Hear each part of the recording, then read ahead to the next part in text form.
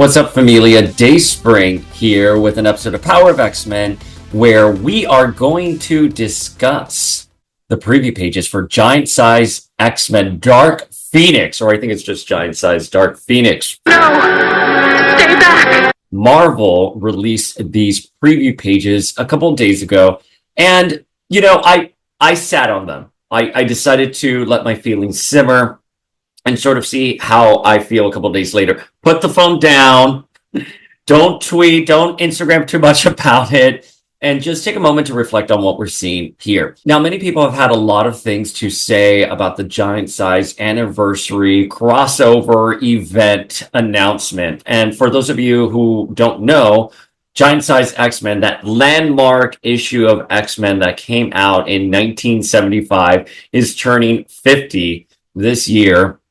And that's the issue where Storm is introduced, where Wolverine and Banshee join the team, where Thunderbird and Nightcrawler are there. So it's a huge landmark for X-Men history. It sort of gave rise to the X-Men we have today.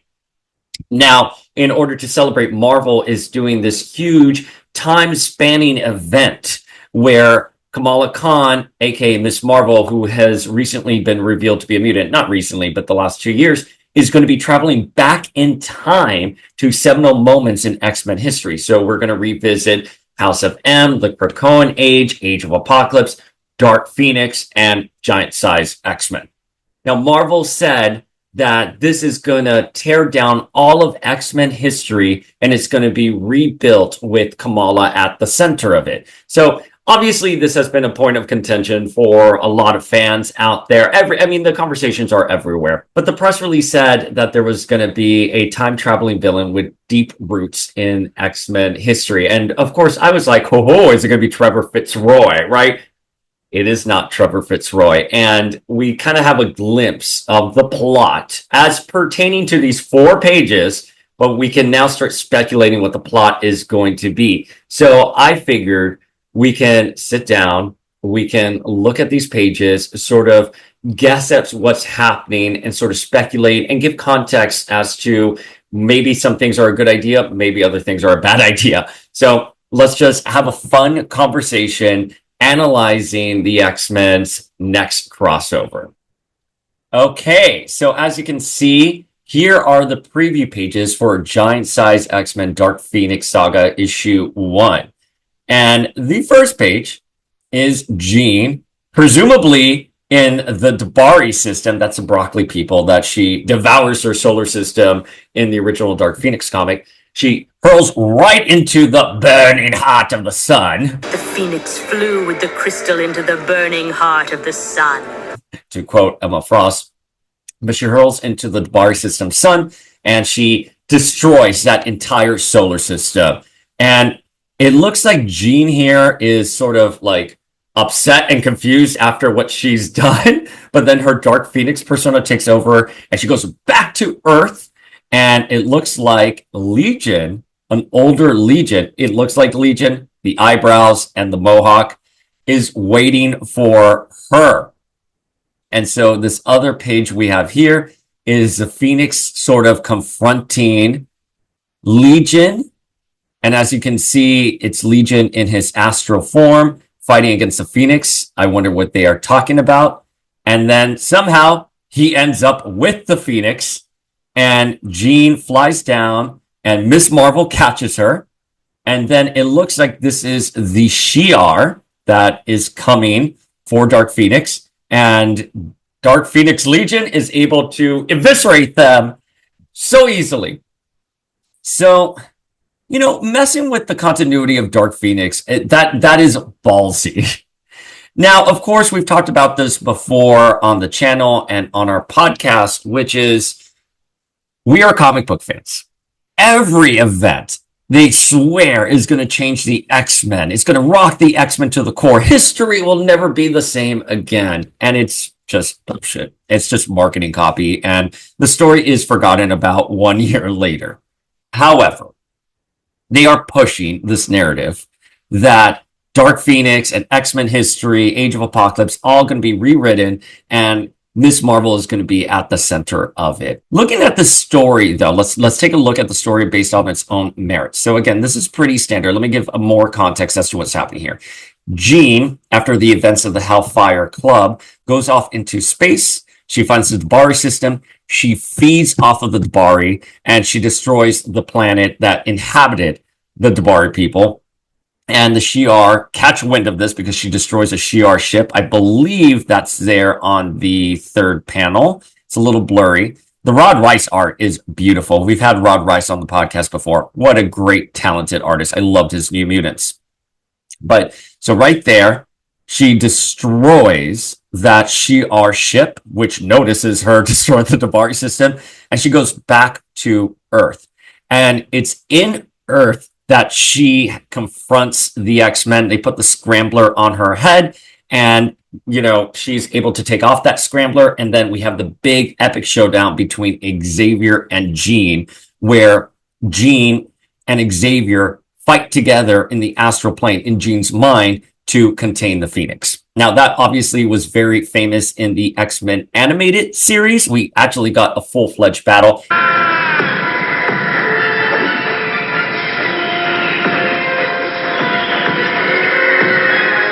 In the comic books, it's just really quick. It's just a few panels. It's not as drawn out as it is in the animated series.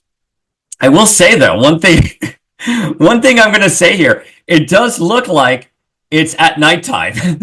And hopefully they're on Annandale on Hudson. So for those of you who don't know, my chief complaint was in Time Slide, they got the information wrong. They kind of alluded to the battle with the Scrambler where Beast puts a Scrambler on Jean's head, and it was during daytime in front of the mansion in Westchester, but it wouldn't have happened in Westchester. It would have happened at Annandale, and it was at nighttime. And that's a pivotal moment in the story because Jean returns to her childhood home trying to find herself. I mean, it's a huge plot point in Dark Phoenix. It's why the Dark Phoenix saga works so well, because of these small little character moments.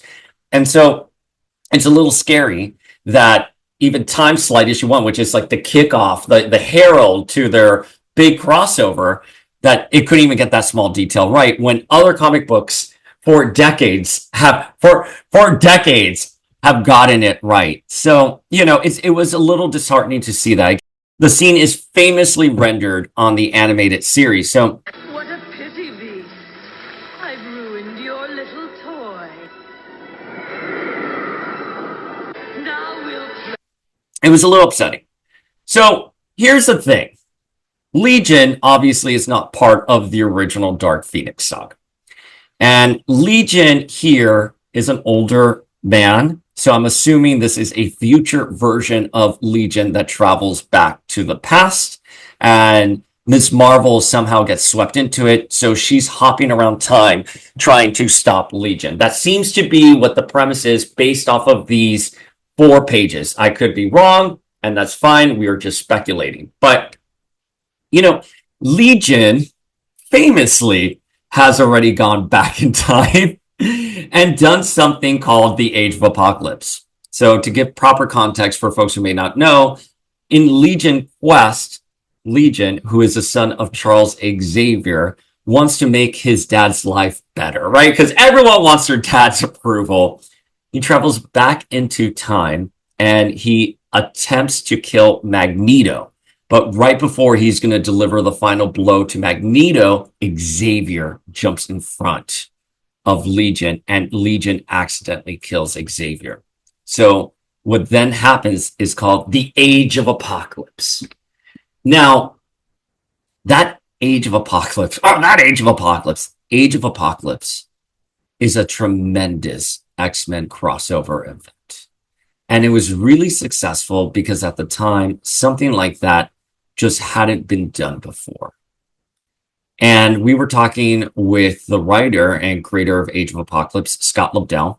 I was talking to him on the phone the other day, and he was telling me, he was reiterating the story that when he came up with Age of Apocalypse, marketing and sales came to him and they're like, well, this is a good story. How do we get people excited for it? And Scott's like, well, we'll cancel all the books we have and we'll just replace them with the Age of Apocalypse. And everyone was floored by this. You have to understand, X-Men at the time in the 90s, in the mid 90s, was the highest selling comic. The X-Men IP was printing money. So you're going to cancel all the books that are selling well, that are doing really well with audiences. You have an animated series, you have action figures, you have the rumors of the movies at the time, even though there were no movies, but you understand what I mean. You have video games. Wolverine is a household name, and you're just going to cancel the comic and do something new called the Age of Apocalypse. It wasn't just the X-Men comics that were at stake. It was the entire comic book industry. And you know what? It paid off. It was a ballsy story, and it paid off. Legion, at the end, seemingly dies. He seemingly dies and goes away for a while. And he comes back eventually, I want to say in like the early aughts, in around, I think it was a New Mutants relaunch.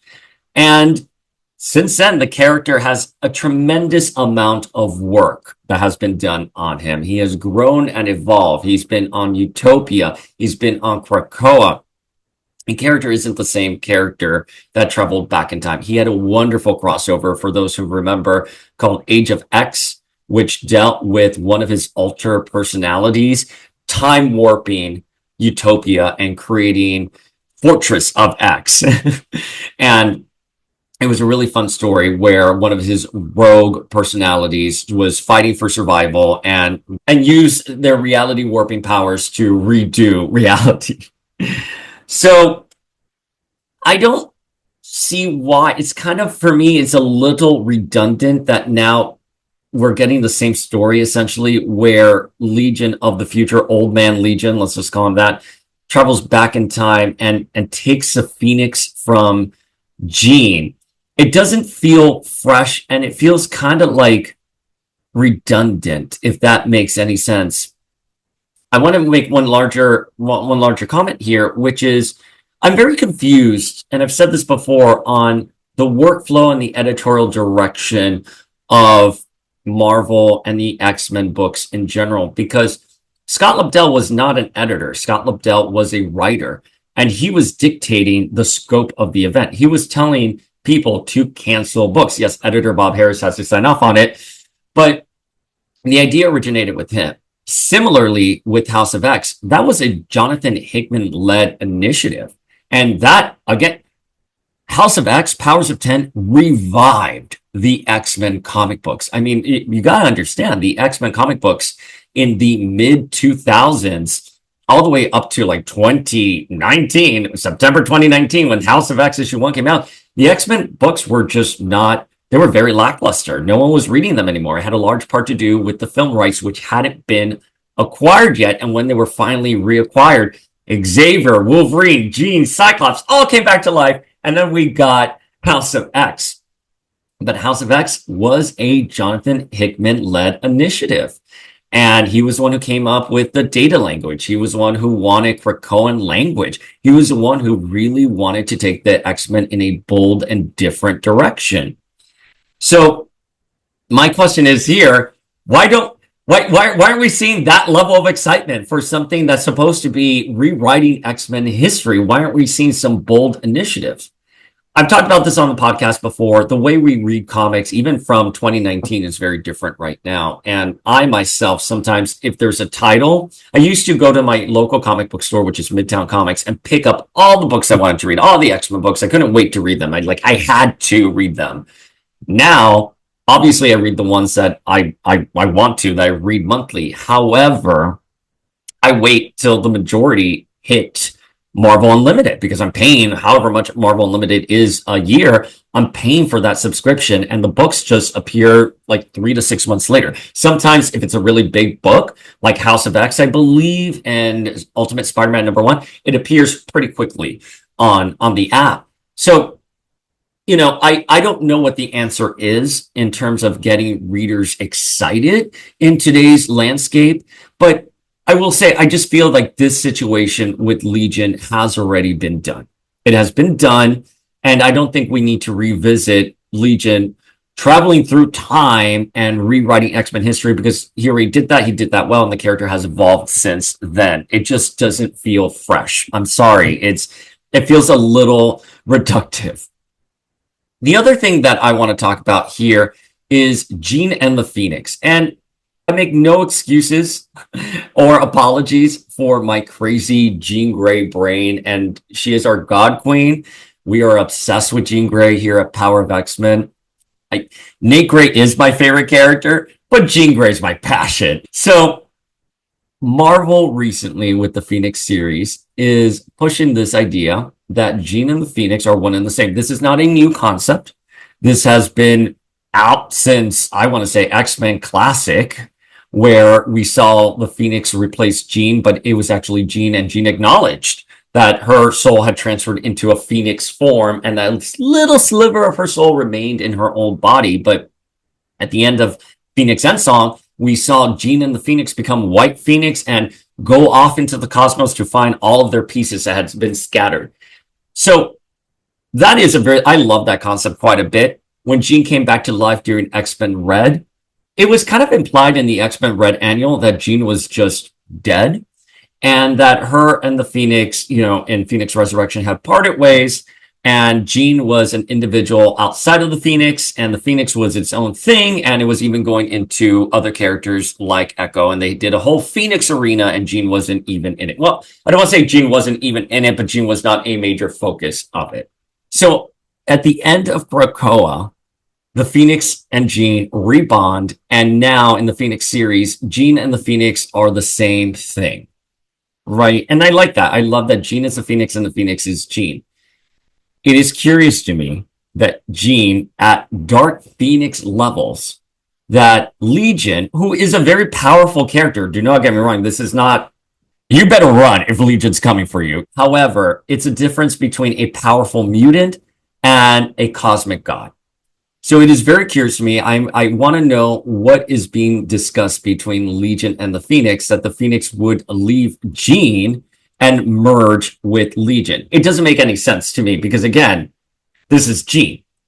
Jean is a Phoenix. So is this a part of Jean that wants to be like, ooh, I'm Dark Phoenix. I want so much chaos. I'm going to go to you, Legion.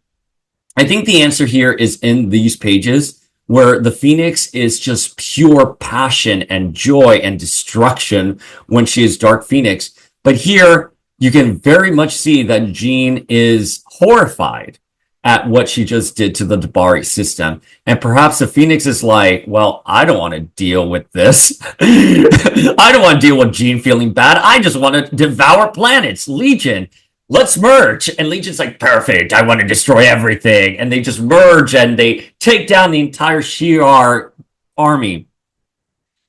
But again, that just really plucks a hole in the Phoenix mythos that they have been trying to establish in the recent books. And again, we haven't even been a year into this Phoenix story, and they're already kind of giving us a different perspective on the Phoenix. This is something that just like, I gotta tell you, like, when people say the Phoenix is complicated, it actually is not complicated. When you sit down and you can just wrap your head around the Phoenix mythos and you read it all, you can piece it all together. The thing is that Marvel actively retcons it weekly. I mean, it's truly actively retconned weekly. I mean, after AVX, it was just a mess, right? When the Phoenix exploded, when Wanda and Hope were like, no more Phoenix, and the Phoenix was supposed to be gone forever, dispersed into, the upcoming generation of mutants, and then all of a sudden it just randomly appeared in the future X-Men when Quentin Quire had it, and then Teen Jean, the Phoenix, was stalking it, and then we had the prehistoric Phoenix, and it being Thor's mother, and then we had Avengers Arena, and then we had it with Echo. A complete mess. All Marvel's doing. Nothing to do. If you want to understand the Phoenix, I think Phoenix Endsong really ties up all the mythos together nicely for all of you. But anyways, so as a Jean stan, I think this is no bueno. It just doesn't make any sense that the Phoenix would leave Jean. I'm sure we can speculate. There can be lots of reasons. Obviously, what we just said, that the Phoenix just wants to destroy things as Dark Phoenix, and maybe this is Jean's alter personality, and Legion is speaking to it. So the Phoenix, which is Dark Jean, essentially, is like, yes, Legion, let's do this. To each their own on that story. I just think if I was one of the editors, I would just be like, let's not touch this. Um, Here is something on which will be kind of a minor spoiler or just stuff that I have heard on the back end, which is Marvel has big plans for Jean. They're going to be doing something big with Jean. And the Phoenix writer, her name is Stephanie Phillips. Phillips was on TikTok. I believe someone sent me the video, and she was showing comic book scripts. And of course, because Jean Grey fans, we're the best detectives, zoomed in, and we saw that. Here's your spoiler warning. Spoiler warning. We saw that Jean's sister, Sarah, is actually alive.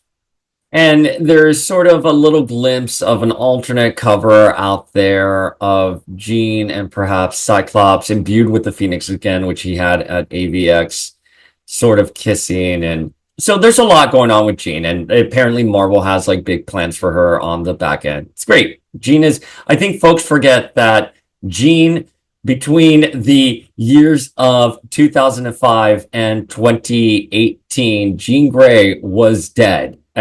Yes, we had the question, was Hope Summers Jean Grey reborn? Yes, we had Age of Apocalypse Jean. Yes, we had Teen Jean. However, main 616 Jean was absent for almost, what was that, like 13, 14 years. She was just not in the books. So I'm glad, she came back. She got X-Men Red. And then the Age of X-Men happened and X-Men Disassembled. Not really great. Again, I love my Nate Gray, but that it was a rough period for X-Men readers. And then the Krakoan Age happened, and it wasn't really until the end of the Krakoan Age that Jean started shining, and now we finally have a Phoenix Resurrection book. So I'm glad that Marvel's thinking like, well, you know what? There's a lot of interest in Jean. Let's give her like a really big story. Love that. I just hope we're proceeding with caution. I just hope we proceed with caution.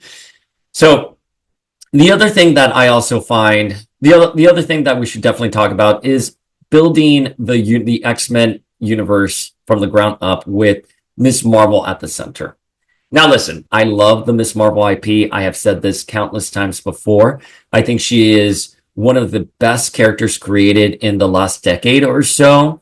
She was so incredibly popular that even Alex from Modern Family had a poster of her in her dorm room. I mean, that's how popular the character was. And again, Modern Family a couple years ago was a ratings juggernaut. So that fact that that character was in the background of Alex Dunphy's dorm room while she went to college is huge. Volume 1 of her book is incredible. The Disney Plus series is great. The Marvels, I enjoyed it.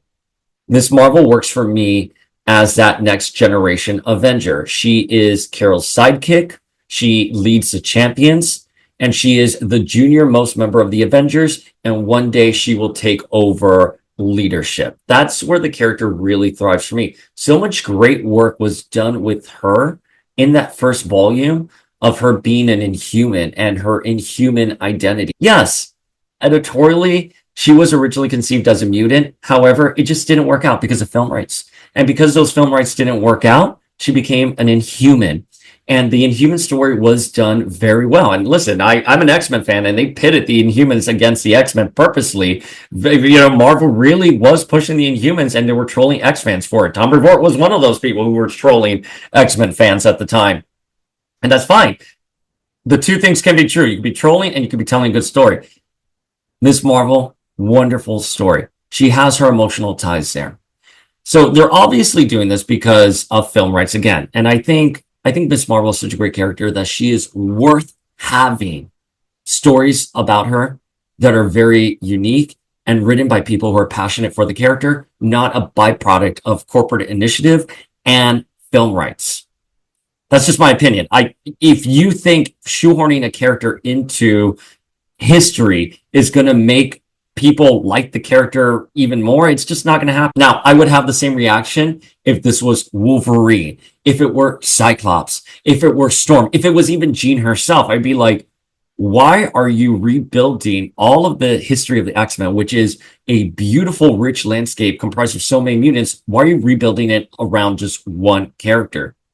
And you got to remember, the 90s and early aughts, Wolverine was pushed so hard. Everyone was so angry to see Wolverine shoehorned into everything. Grant Morrison's New X-Men era, Wolverine is in New X-Men, Extreme X-Men, Uncanny X-Men, has his own side book, and people were upset about it. When we got the Jean Grey School and Wolverine and the X-Men, again, Wolverine and the X-Men, both the TV series and the comic book series, everyone was angry. It does not work to center the X-Men around just one character like that. It's okay. You have your anchoring IPs like Wolverine and Storm are the most popular X-Men. They're household names. Yes, you want them to be featured in the stories. You want them to have their solo adventures, but don't build the universe around just that one character. And I think in the case of Miss Marvel, don't do this. You're going to create so much ill will for the character.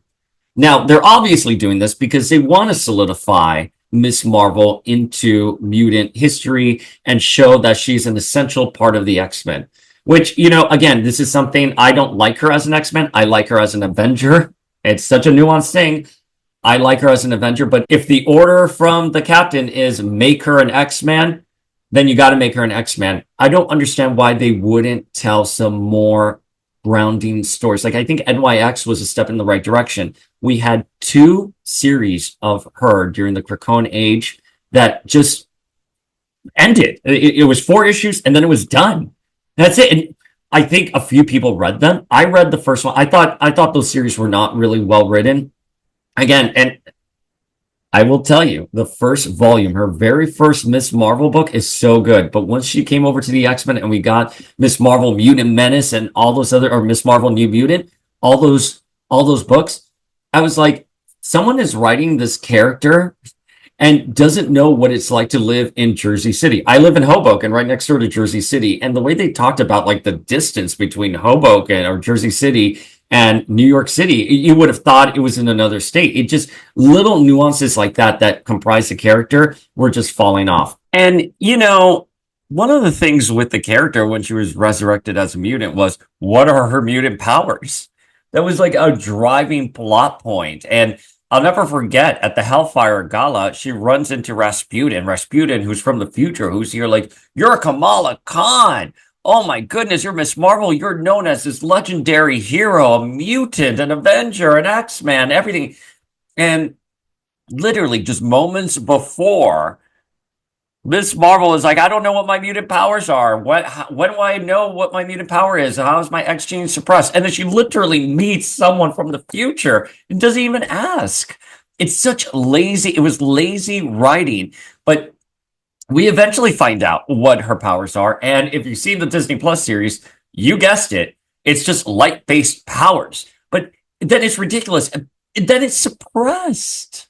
It's suppressed. And I'm assuming it's going to be revisited. If it hasn't already in NYX, I'm not caught up with NYX. So if they've revisited her mutant powers, great. My apologies. However, I assume if they haven't, it's going to come here. I think putting her into this really important scene in X-Men history is just not going to do the character any favors. And there's no emotional attachment here. Here, she is grabbing Jean, and it's it feels exactly what it is. She is shoehorned in there. And why isn't Jean being caught by Nightcrawler? Why isn't Jean being caught by Storm? Wolverine, or her love interest, which is Cyclops? Why aren't they? That is where you get the emotional beat for the character. I know this is a small little panel, but this small little panel is going to be symptomatic of everything that they're getting wrong in the X books right now, which just don't put a character there and shoehorn it. You have to have those character beats, and those character beats are small little moments like that. So I think this panel right here, she's shoehorned into Dark Phoenix, literally shoehorned. Anyways, so it just doesn't work for the emotional beat there. I don't think Jean and Miss Marvel have had any real significant interactions, because the section she was resurrected, Jean was killed at the Hellfire Gala. And I'm trying to remember Civil War, if maybe Teen Jean and Miss Marvel interacted. Maybe they did, maybe they didn't. I don't remember off the top of my head, but they don't have an emotional beat here. And it's really weird to see that happening. So that's sort of what I guess we're going to be seeing in this crossover. Old Man Legion is going to travel back in time to seminal moments in X-Men history. I guess he's going to try to get powers. Maybe he's going to try to get Apocalypse from Age of Apocalypse's powers. Maybe he's going to try to absorb Krakoa, and then he has a Phoenix Force. And And what was it? Weapon X-Men last year, where they unveiled that Onslaught has a Phoenix, and no one read that book. It dealt with the O5 once again being plucked from their timeline, having to go across multiple dimensions with with Wolverine to try to figure out what's happening. And then we find out we're going to have a Weapon X-Men story, and all these Wolverines from all these different universes are coming together to fight Onslaught, who's imbued with the Phoenix. No one cared. And it's a problem that no one cares because I love the Phoenix. I would call myself a Phoenix scholar, and I feel I have a very good understanding of the Phoenix, at least as it is pertained in the literature. I love Age of Apocalypse and Legion Quest. I am a huge Jean Grey fan. I love the Krakoan era. I like House of M. I love Dark Phoenix, and I understand the significance of Giant Size X-Men, and this is not exciting me. So that is our breakdown here, and I think that's probably what we're going to see. Of course, I can be wrong, and of course, there could be plot holes, but there's a lot of things going on with Marvel now. Obviously, it's rumored like Gwen Stacy is going to come back. Who knows what is actually going to be, but I want to know your thoughts, Familia. Drop them in the comments below. You can slide into our DMs at Power of X-Men, and we will chat later.